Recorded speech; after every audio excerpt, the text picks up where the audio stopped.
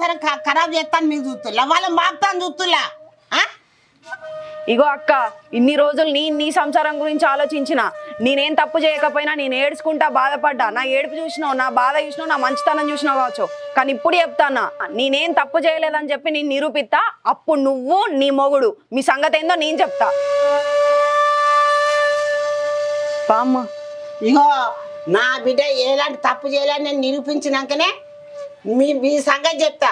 ఆ శివగారిని బొక్కకు నీళ్ళు వేస్తే పోలీస్ స్టేషన్ చేసి డేటా మొత్తం చేసి మీ సంగతి ఎట్టయ్యా అని అటు చేస్తా. మీ ఇద్దరు సంగతి